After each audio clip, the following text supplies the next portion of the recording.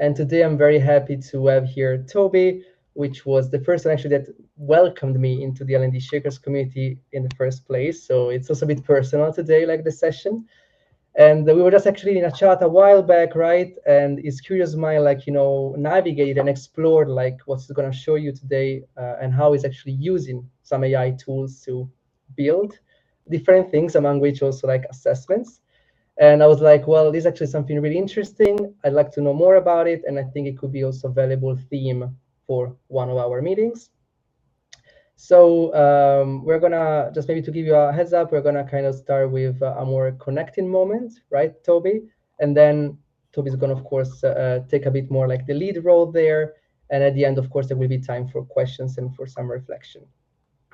For those that are new to Butter and they've never used it before, I'm gonna say it once more. To the left, you have the menu, the panel, when you can unmute yourself, turn on and off your camera, as well as like raise your hand or find the chat. And you can also find the notes section where you can take some personal notes that if you shared your email account, they will also kind of send back to you after the meeting. Having said all that, Toby, I see we're almost 30 and I think we can start. So the floor is yours. Cool. Thank you very much. Okay, so welcome everybody. Just very quick introduction. So my name's Toby Newman. Been part of Shakers for, I think it's almost 4 years now. It's quite a while. You probably, if you're on the Slack channels, you probably see me annoyingly reply to a lot of stuff. So apologies for that. But one of the things that Samuel and I kind of chatted to before was about how AI and AI generated tools really change the game when it comes to especially instructional design. Now, before I get into kind of some of the things that I've done, just a couple of provisos.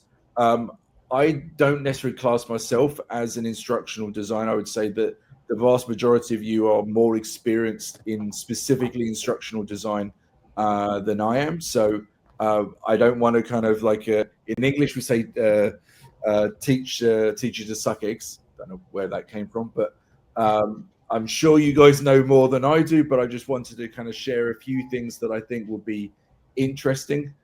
As well as that, I am not a coder. I am not, I mean, I know a lot about AI and AI generated tools, but I am in no way a complete expert. So I don't want to set the wrong expectations of like, I'm going to start going through minute code and all that kind of stuff. This is going to be a very high level discussion and just to get you generating some ideas and curiosity about what is possible outside of the traditional stuff that you may or may not be doing. So Samuel, should we start with an icebreaker? Mm-hmm. Cool. Okay. So what have we got? We got 30 people. So can we do then the 6 groups of 5? Mm-hmm. Yes. And let me share my screen so I can show you my presentation. There we go. Can everybody see that screen? Yeah, cool. So the way I'd like to do it is for this icebreaker, it's not going to be long, 5 or 6 minutes worth. And the idea is that everybody's going to be put into a room of around about 5 people. As you can see on the screen, what I'd like you to do as a group is just spend 10, 15 seconds agreeing who is going to pretend to be a particular personality. So you've got again, this could be you, or you could just pretend that you are this person. So you got the AI skeptic, in other words, like kind of, no, it's all just fake, and it's just a fad, and nobody's going to use it, and you know, we should ignore it. The curious personality is like, oh, you know, I'm interested, but I'm just not sure what to do, but it sounds interesting. The evangelist is, oh my God, this is amazing. We just need to implement it right now and do everything with it. And then the warrior is almost like the HR person, Like, or what about data? What about security? What about? So again, it's not fixed. Nobody's going to challenge or check to see, are you doing the right acting or anything like that. It's just to get you thinking maybe outside of your own perspective. So we'll put you into the breakout rooms. We'll say, Samuel, about 5 minutes. Yes, Yeah, I'm ready. Minutes. And then the questions, as you can see at the bottom, which personality reflects either yourself or the company that you're in? Which voice should be louder in L&D? So should we be more skeptical? Should we be more evangelical? That kind of thing. And if you get the time, how do you want your personality to grow within AI? It's not very long, I appreciate, but any kind of discussion about how you and your company are acting around AI would be great. Cool. So, Samuel, you want to? I'm going to start them. Yes, right now. See you in 5 minutes then. Okay, if we got everybody back. Yes. Yeah. Correct. So yeah, I know I jumped into a couple of the watch some of the conversations. I appreciate there was a bit of confusion. So apologies if we didn't get round to too many of the discussions. But just to see, would anybody like to share like an overview of either their own thoughts or the thoughts of the group regarding like how we are looking at AI to start off with, either yourself or from your company's perspective?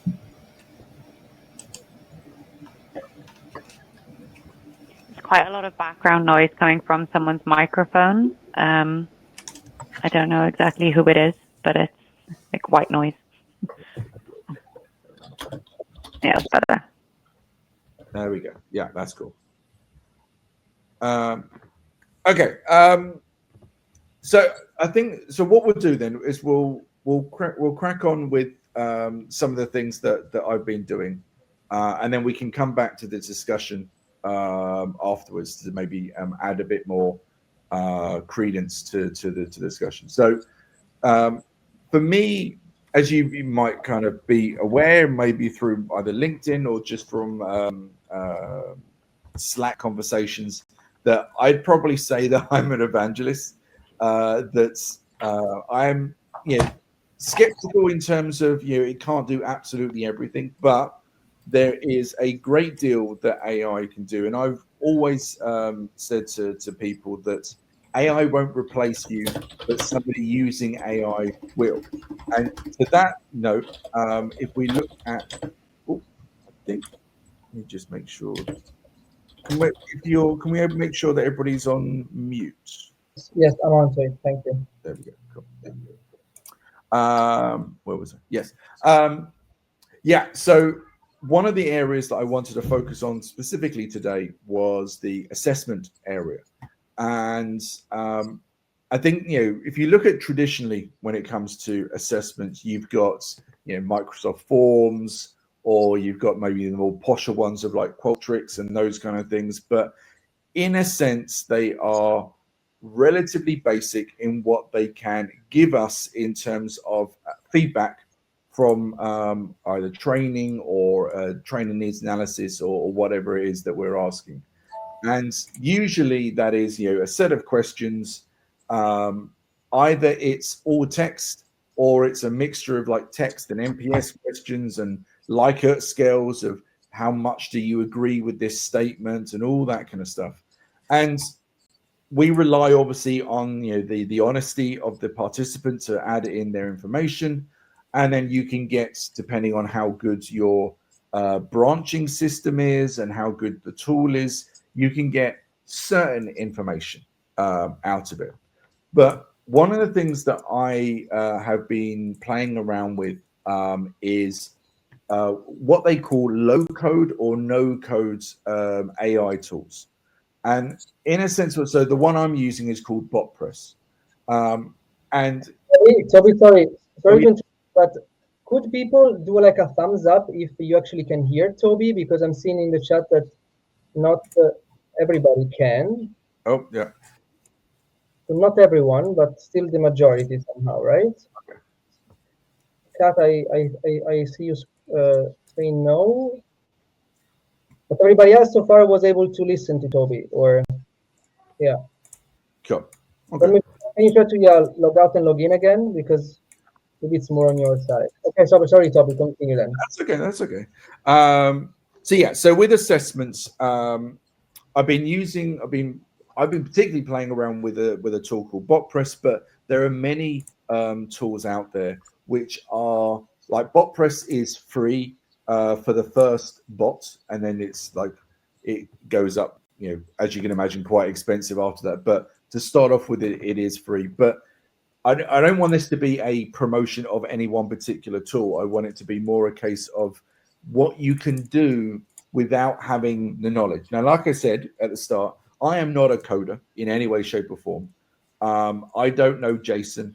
I know very basic Excel of like, if this, then equals, and all that kind of stuff, but real basic. But what I've been doing is using ChatGPT to help me code where I need the code in order to do the assessments. Now, the benefits for me of using these tools that are basically AI tools rather than a traditional assessment is you can get much more interesting information and a much more granular detail about the information that you get from your assessment or from whatever interaction it is. So to give you some very basic examples, I'll show my screen just so you can see what I'm playing with. So if I go to maybe one of the bigger screens, so it's not necessary to read it, but you can see that there is a lot of connections. So this one goes into this one, that goes into that one, etc., etc. And like I said, I don't know the coding.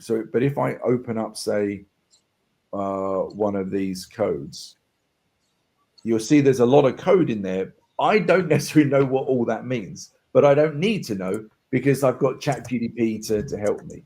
So what I've done in this particular circumstances, and again, I'll walk you through very quickly what you're seeing here, just to give you an idea. So the user comes in at the front and they get some basic text. And again, this can be anything you want, saying, welcome to this, we hope you enjoy it, whatever it is. And then you can add branching. So you can see here, you've got different options. In this case, it's just one option to say, let's continue. But the idea is that there is a question, which is this one. So the question comes up, in this case, you're catching up with someone close to you and you've just shared something and you want to take a moment to observe them. And then what would normally happen in an assessment is, given any scenario, or given you just attended this training, you get a option to say, do you like it? Do you not like it? You can obviously have a grade of 1 to 10 of how much you like it. You can have a grade of 5. You can put text in, but it's a limited amount of information that you get out of it. What I'm doing in this particular scenario is, for each question, there is 4 possible statements that they can agree with. So this is the first statement to say, I usually don't spend much time observing others. I think it's more important to make sure my point gets across. So that's one scenario of that answer. And then in that, the user then gets, you can see here, 4 options. So they get option 1, note this statement is nothing like me at all. Option 2, this statement, it's sometimes like me. Option 3, it's often. And option 4, very much. I'm sure you're all familiar with Likert scales. But the difference between, and hopefully you can already see this, is that there are 4 statements. So there's already 4 questions. And then below that, or inside of that, there's another 4 options. So you actually get 256 possible combinations of data coming out of just one question. Now, you don't have to analyze 256 lines of data or anything like that, because it will automatically, because that's the benefit of understanding at least basic code, it will start to understand some of the real combinations, and it will do it for you. So if I go into, just to show you kind of, this is my ChatGDP one. So if I go into, let's say, my scoring chat, and a lot of it is not going to make too much sense to you, but you can hopefully get a sense. Toby, you are sharing only the Botpress screen. Okay. Sorry, let me just do new share. That one. There we go. Sorry about that. Thank you. So hopefully you get a sense that I am having a conversation with ChatGDP to say, I want to be able to do this. Can you help me code it? So I'm not doing the code myself, but I'm using it as my coding expert, and it's doing all the code for me. So all I have to do is think, how do I want my assessment to look like? And it will automatically do that. So if I go all the way up, I hope this is going to allow me to do this. There we go. So it's basically, I've said, these are all the things that I want it to do. Can you do this for me? And it's like, yeah, I can make you spider diagrams and cheat sheets, and I can do an integration with Botpress in this case. So there's loads of things that, well, not loads of things. ChatGDP can do it all for you, but I have to have the original idea of, I want to create an assessment, but I don't just want it to do, answer 1 to 10. I want it to be a bit more nuanced. The other thing it can do, and again, let me go back to the Botpress. And there's other tools out there that can do the same kind of things. Is you can see, if I zoom in a bit more, you can see I've got timestamps. So I'm pretty sure that the vast majority of assessment tools don't track things like, how long did it take for somebody to complete the assessment? Did they think about it? The psychology side of things. So what I can do in here is add a piece of code, in this case, very simple, is say, click the start whenever they click on the question. And at the end, once they've finished the question, stop it. And then tell me if it's rushed. And again, Chatbot and ChatGDP will walk you through how to, to actually code it and all that kind of stuff. But basically what I'm doing in this assessment is I'm tracking if they rush the question.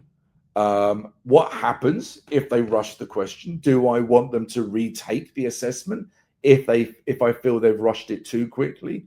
Do I want to give them just a warning, to a pop-up that comes up to say, hey, it seems like you're rushing through these questions. Please take your time to do this because it really helps us, whatever it is, kind of thing. So there's so many different things you can do within a chatbot. Chatbot. Once you've got more control over the kind of what happens next, is basically you're only limited by your own curiosity and your own imagination, I suppose. And so what again, just to very briefly walk you through this, as you can see, I've set up all these different scenarios. There's a personal scenario, there's a work scenario in this particular assessment. There's multiple questions. They're all, as you know, with branching, they're all branching into each other, but the code is storing it. And that's the other big thing that you can do with code, is it can store every single decision that a person makes in its memory. And then at the end, if I go down to this like total score, if I blow this up, again, don't feel too worried about the all the different code and stuff, but basically it's what it's saying is, I can give you the total score, I can give you the average score, I can give you the score of, let's say I only want to look at all the work scenario questions and separate them to the personal ones. I can give you an overlap, so it looks like how different your scenario is. If I wanted to, I could track this against other scenarios, assessments. So if you've got another assessment that's from a different training or a different, maybe the same trainer, but a different training, you can then start to use this to say, how do I make sure in one simple visual, all the different information that I want? And then after that, you can really kind of go to town. You can really start, kind of really kind of minute thinking, oh, but what about this? And what about if I want to track this against this? And it will all do it for you. Now, as you can imagine, there is a learning curve, like with anything. But to give you an idea, I started this whole thing that you see on the screen. I started this probably, I'd say 2 months ago. And obviously I've been doing other things as well, but I would say it's taken me about 2 or 3 weeks to really get to grips with the logic and how it flows. And I started to improve my own kind of JSON skills of kind of looking at the code, and rather than just accepting whatever ChatGPT said and go, okay, that's fine, I'd look at it and go, oh, that doesn't look right. And then I'd go back to ChatGPT and say, hey, this bit of the code doesn't look right. Why doesn't it look right? And it will help me out with that as well. I feel I want to stop there and see if anybody's got any questions or anything that's, at least at the moment, doesn't make any sense. I'm just going to check the questions. Oh yeah, if you're with a big company, a lot of these tools may be blocked because they do use AI and all that kind of stuff. So I'm at a benefit of a situation where I don't have to worry about that side of things. But I think but I have had the situation where I've had companies where they've blocked even things like Miro, which was for me crazy. But if you have the idea of thinking, we are using this tool, but I really want to play in a safe environment with this tool and get some really good information out of it, I'm sure that you can have a chat with your IT or tech team. And to be honest, a lot of what at least I found in the companies I work for is that the tech team or the IT team have access to these kind of tools because they build their stuff inside of this. So what I did with my last company is I just said, look, can't you just give me a spare license of what you're doing so I can start to play around with it and see if I can use it for training? Because I don't know if you're the same, but especially with IT teams, they don't think outside of their bubble, and they think, oh, this tool is only for IT, it's only for creating code and all that kind of stuff. And well, no, but there are learning ways around. So it's more educating the IT team and tech team to say, let me help you, help me help you, kind of thing. What else we got? Can we have a look at the front end? Absolutely. So now I can say this, I'm still building this, so this should be relatively straightforward, but I think you can see this. So if I start the test, so this would be embedded in a website, or you can actually embed it into Slack, into Teams and those kind of things. So you can do with it what you want. So as you can see, it's kind of a welcome. Here's a quick and obviously the user won't see the blue. That would be hidden. But this is just my testing area at the moment. So let's say in the first one, I'm just going to say that I think this one's like me. You can see it kind of running in the background to say, okay, now it's going to walk me through how to answer these questions. So, okay, I understand the example. I'll do these quickly just so that we can get to the actual question itself. So yeah, I understand that. Yeah, I understand that. Let's go to the question. So there's the scenario. The first statement is, I don't notice anybody. How close is it as you match me? Sometimes. And then the next statement, maybe a bit more. No, that's nothing like me. Oh, no, that's very much like me. And again, it will repeat and repeat and repeat and go through the whole scenario. So the great thing, again, because of the flexibility, because it's a chat bot rather than, Teams, Microsoft Forms or something, is you can put anything you want, and you can delay it as much as you want. You can see sometimes it stopped and then it continued. That's because I put I think you can see here, delay execution for 1 second. So I put in to say, don't just show them everything straight away, delay it. Or you can add in, like you see up here, when I've got like little continue buttons. So rather than just they see text, I can get a bit of text and then get them to hit continue so they continue to the next one. So loads of different variations that you can do. How does it embed into the learning experience? So there's a number of ways you can embed these things.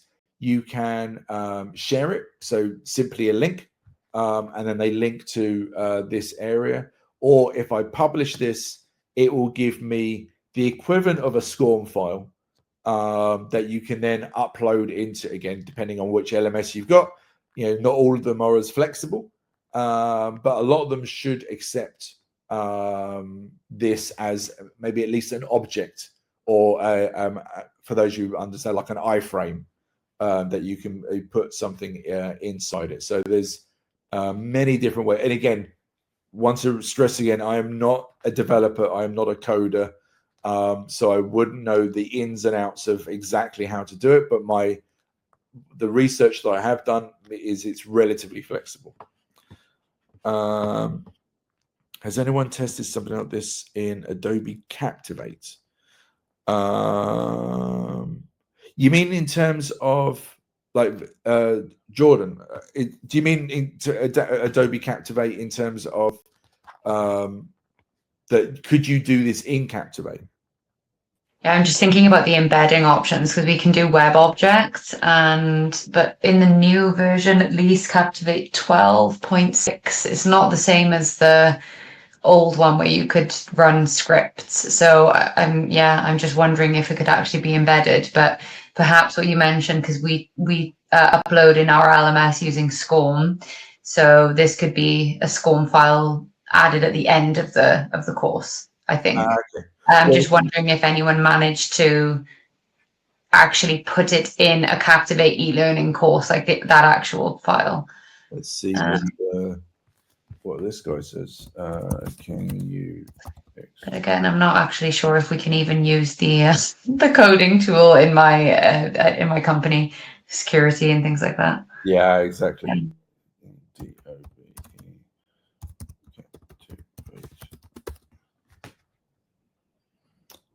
Not directly.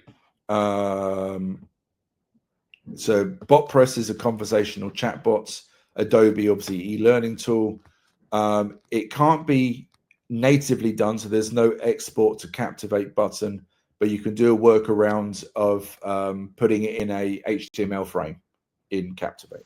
Yeah, that's what I thought. Yeah. Cool.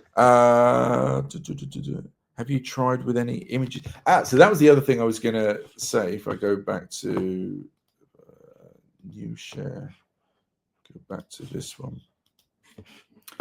If I close that one down and open this, you can see these are all the different ways that I can add these little nodes. So you can see here, I can add images. I can even add audio and video. So instead of that big long text saying, here's your question, blah, blah, blah, blah, I can simply add a video of it saying blah, blah, blah, blah, blah, and then you go next. So there are lots of different variations that you can do. And if you're a bit more techie than I am, you can see you can even do APIs to large language models and all different kinds of things. Again, I'm not a developer. I'm basically learning this as I go. As you can imagine with any, there's lots of YouTube videos and stuff to find. But there's lots of ways to create information quite simply. You can see here, you can capture all kinds of information. And it's just, for me, it was the flexibility that this particular bot did. But there are loads of different chatbots that you can do for either relatively free or relatively cheap, depending on your needs. Does anybody else have any questions on the Botpress side, or on the assessment of the flexibility of this, or any thoughts or comments about it? Like, does anybody feel that this is something that's either new to them, or is something that they didn't think was possible?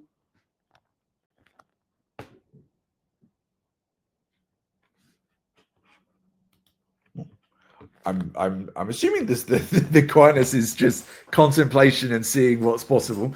But I can imagine this, if you've never seen these kind of things before, it can be very scary. It can be very intimidating because it looks a lot of code and stuff. And like I said, I came at this from a completely no code situation. I had an idea about how I wanted to do an assessment. And then I wanted ChatGPT to help me do it. And ChatGPT recommended different tools, and one of them was Botpress. So it wasn't just a case of like me knowing Botpress and going, right, I'll create it. It was like a full-on conversation. It was at least a couple of days worth of research before I got to the point where I was even started to code. Let me just see. Had a clue about this, but I feel like I do not know enough about how to get there. I feel you, Sophia. Sophia, that's exactly how I feel. It's the trouble is, and I'm sure you've all seen this on LinkedIn, where you see people saying these are the latest AI platforms out there, and it's like hundreds of them. And they're all doing slightly different things, and they're all doing like very, very looks like complex things. And I spent a lot of time thinking, oh my God, which one do I do and how do I do it? But I think if I go back to like what we said right at the start about these different personas, for me, it's just I had a curious mind to think, what could I do?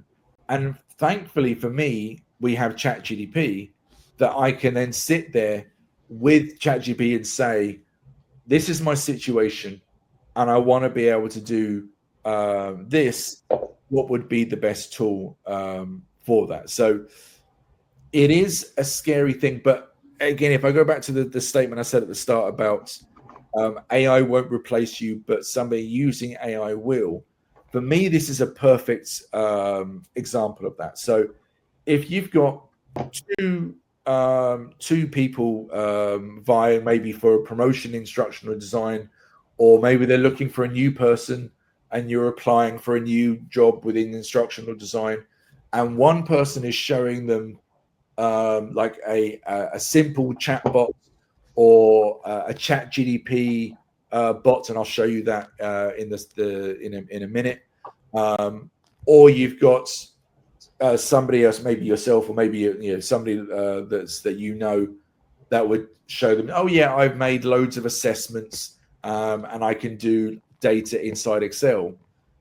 Obviously, all other things being equal, most companies will go for the person that can demonstrate that they can use AI and chatbots and be much more familiar with that, because that is the trend where we're going.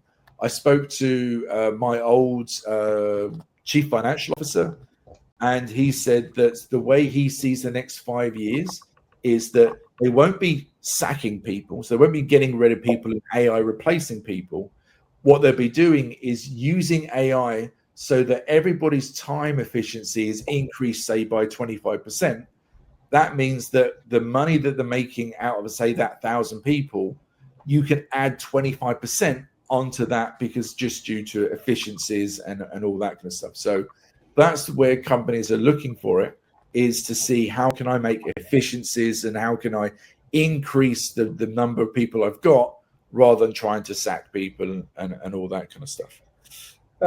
Toby, maybe I have a question I would like to ask, because I see also a few comments in the chat related to it. So I was wondering, which advice maybe could you give the participants and those actually that will also look at the recording in terms of maybe approaching this problem? Because of course, it's like the result of a couple of months work, as you said. What are kind of your lessons learned, in terms of maybe how to interact with ChatGPT, how to progress probably incrementally, to kind of, also I see maintenance like as one of the things in the chat, right? So how do you envision kind of? Yeah, I mean, I must admit, I think my biggest lesson learned was patience, because I started on chatbot, and then I felt, oh, this wasn't quite doing or it was just getting frustrating because I just couldn't get to where I wanted it to be. And then I went on to ChatGPT, and it's recommended to use Typeform. And for those of you familiar, Typeform is a much more, not traditional, but it is an assessment tool. It's designed for assessments that you go click next, click next, click next, and you get questions and all that kind of stuff. And so I spent a couple of days going on to Typeform, learning some of the basics, creating a couple of the forms. And then I realized after a couple of days thinking, this can't do like the rushing side of things. It can't track how long somebody takes the assessment. It can't track from bank of questions to bank of questions easily how you can start adding up and doing averages of scores and stuff without a lot of trickery. You have to export it to other tools to be able to do some of the analysis that I wanted. So I was like, oh, God. So I actually then went back to Botpress and started almost a scratch. So it's having the patience, using ChatGPT, or if you've got people in the tech world that and asking, or no, sorry, go back one second. Thinking to yourself first, what do I want to do? Not what can the tool do, not what does my company want? What would I love to be able to do out of any assessment? And then you put that in ChatGPT just as a statement to say, I am looking to do this, this, this, this, this. I think it would be great if I could track this, against this, because I've got this assessment. Can you help me do it, ChatGPT? And it will reply with all the information that you need and suggestions and stuff. So yes, it is scary, but I had I had a lot of patience, but I just had the curiosity to think, what can I really do, rather than what is the tool telling me to do? Like, what else is out there? I want to quickly show you, while we've still got the time, I want to go over to ChatGPT and show you. So again, I've got the ChatGPT Plus. So obviously, I've got added features that maybe some of you, if you either have an account or you don't use it. But one of the things that I love using are these things called GPTs. So they are very simple chatbots built into ChatGPT that can support you. So I'm going to give you a very simple example of here's one I made earlier. So this is one I've made. You can find it. I'll send you the links to these. So anybody can use them. There's no limit to using them. But if I go into the edit, just so you can see the back end of this, what I've basically created is a rule book. If I open this up, I basically set instructions to this ChatGPT, and these are so like, make sure it's a 70-20-10 structure, what kind of questions it should ask, how it should look like. I gave it an example of some of the things it should do. So you can give it all the instructions you want, and then once you're done, you basically just hit go. So if I go back to the home page, and now what it can do is, and again, this is for you to give to your users. This will give a user a very simplistic way to create their PDP, rather than you having to create training after training after training about how to create a personal development plan in this case. And that's what I've done in the past. I've created a whole course on why it's important, when to do it, where to do it, all that kind of stuff, and hoping people take it. But as you can imagine, somebody watching that and go, yeah, that doesn't apply to me. I've got this particular job and I'm in this scenario, and yeah, that training doesn't apply, so they ignore it. The great thing with this is, I can say I am a consultant and I want to know where to go next. And it's using all the instructions. This is not basic chat GP as in it just randomly giving you an answer. This is based on the instructions that I'm giving it, or if you create it, you giving it.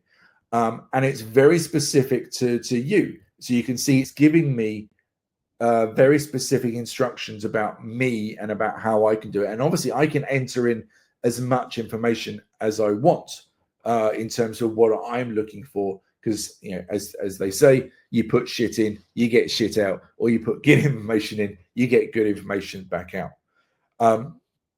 So I know we've got, I tend to ramble on a lot, so my apologies. Let me just quickly see if I'm missing any questions. Workflows. It can take some time. Absolutely, Kelly. Like I said, this is taking me, I'd probably say all in all about a week or two to actually create. I would say this is quite a complex logic, because I've added in about 5 different things for the chatbot to think about as I'm going through the logic. So it is very detailed. You can have it as a lot more simplistic as that, but I wanted it to be quite detailed. Cool.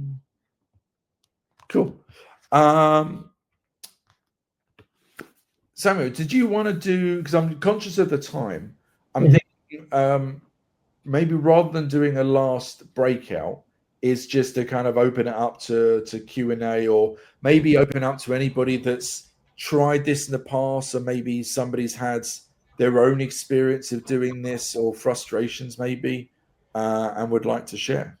Yes, I think it's great. Maybe you can stop sharing so we see who's sits here, and of course to jump out for other meetings.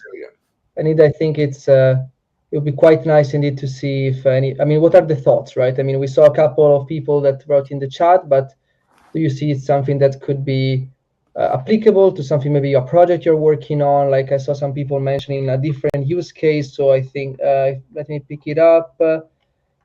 It was for do you see, Toby? Yes, a negotiation training, right? So also objection handling, these kind of things. Yeah, I mean, for me, this kind of logic is really great for situational based information. And that's one thing actually I forgot to mention as well, is that we all know how hard it is when you've got open text in assessments, and you've got to export it into an Excel, and then maybe try and get either somebody's got to read all that, which is horrible, or you might have an AI that can check it. What you can do in Botpress, at least in this, but in most of them, is you can leave it as open text, so you can get them to type whatever they want.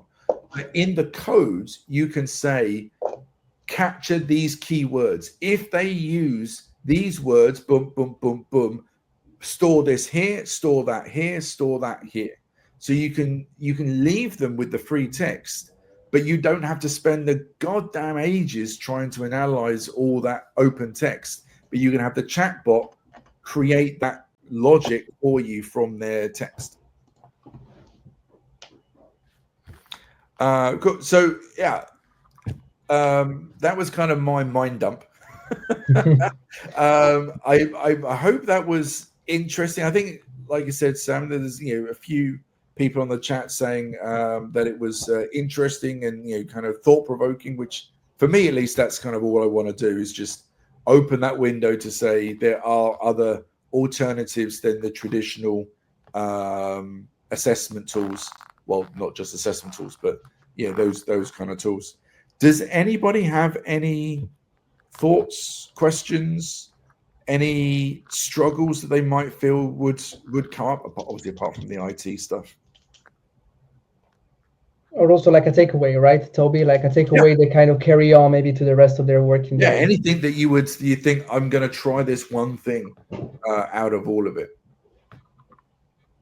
We can try to go in circle if people actually have access to their mics. Maybe my first person would be Jeff, if he wants to maybe say something. Or Yana, Ines. Well, it's my first time in any of these meetings. I found it interesting, and it got my mind going in a few different directions so I can think about for the future. Cool. Thank you. For me, that's the biggest thing, is that we're so used in L&D and instructional design to be kind of, you're corralled into a particular direction because that's what the tool can do. Your LMS says you can only do this, so that's what I'm going to focus on.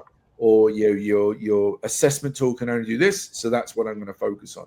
And hopefully this kind of thing has just shown that we need to start thinking the other way around. Is what do I want to do?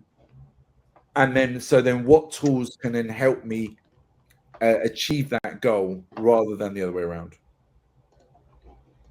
Especially in this day and age when we've got so many tools out there.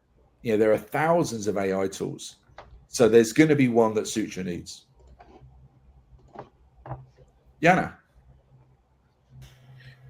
Toby, thank you for the session. I just wanted to thank you and say that now I have my close friends who work in the company, really very passionate about AI, and they try to do everything with the AI, and they give like assignments to the team, specifically to her team, that come up with something that we can do with the AI, but without any specific goal, any specific vision, what exactly we should improve with AI. And I think that it's really important not to forget that what are we trying to solve here, rather than trying to do something with AI, but exactly just because it's new and flashy doesn't mean we should always jump onto it. Absolutely.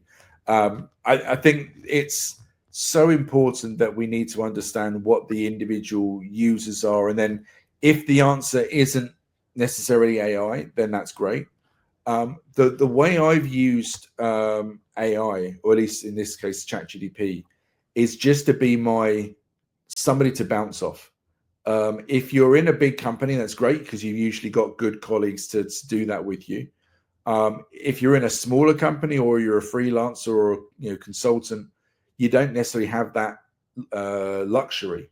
So having something like a ChatGPT and just having that thought to think, not, oh my God, how do I write a prompt? Oh, what do I write? It's just, my biggest advice is just start having a conversation with it. Think of it as the world's smartest intern, that it knows everything, but is a bit stupid and a bit doesn't know the world kind of thing. So you're there to educate it and say, no, don't be stupid. That I don't mean it like that. I didn't mean it like this. No, this is what I meant. And so if you think of it like that, you'll start to generate these ideas, not because ChatGPT says do this, do that, do that. But for me, it was the prompts that it was coming up. And I was like, oh, that's interesting. Maybe I can try this. Maybe I could try. To give you a silly example, the icebreaker at the start probably didn't work as well as I'd hoped. And Samuel warned me, but it didn't quite work out. But that full persona was an alternative option that ChatGPT gave me to say, oh, maybe you could try something like that. And I'm like, oh, I'd never thought of it like that. I'll try it. Now, as you can see, it doesn't quite work. It needs a bit of tweaking and all that kind of stuff. But it was something that I didn't think of before until ChatGPT said, "Oh, maybe you could try this." Cool. So Sammy, Toby, there's maybe one last question. I think for I see from Carly that I think maybe we have one moment to answer, sure. and then and then I think we can wrap up. Or reduce hallucinations. Absolutely. So for those of you that are unaware, a hallucination is when ChatGPT says, "Yeah, this, the sky is green," and you're like, "Yeah, really?" No. And I've come across a few times where it's hallucinated, and it said, "Yeah, that is like 100% right," and I'm like, "Are you sure?" Because that doesn't look right to me. So there's a couple of ways you can reduce hallucinations. The first way is by creating, if you use ChatGPT Plus or a pro version of Gemini or whatever, you can go into it and create instructions. So if I won't show you because of the time, but if you go into your settings of ChatGPT, there's a section that says instructions. And inside those instructions, you can specifically say, only use relatively sources. If you give me information, always quote the source that you got that information from. So you can you can actually say to it, do not hallucinate on this. Do not give me facts unless you, and then again, you can't 100% say that's not there. But you can put it in the instruction to say, do not do this. The other way you can do it is by what they call prompt engineering, but prompting in a way to say,